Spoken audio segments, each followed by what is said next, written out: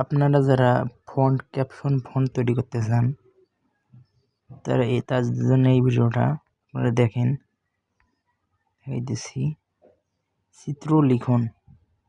চিত্রলিখন অ্যাপসে যাবেন আপনারা। এটা চিত্রলিখন অ্যাপস। প্রথমে যাবেন এইদিকে, লাইভ ইমেজ এখানে পাবেন।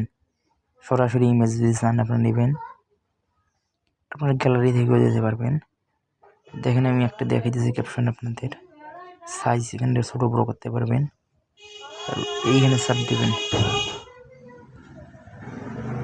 তারপর দেখেন এই জায়গাতে অনেকগুলো ক্যাপশন সাজানো আছে, ফন্ট তারপর ইউজ করতে পারবেন। 2930টা আছে,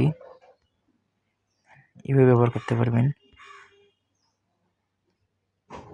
তারপর এই জায়গা থেকেও নিজে ক্যাপশন তৈরি করতে পারবেন। করার পর এই জায়গাতে রং আছে, ফন্ট সাইজ সবগুলো নিতে পারবেন।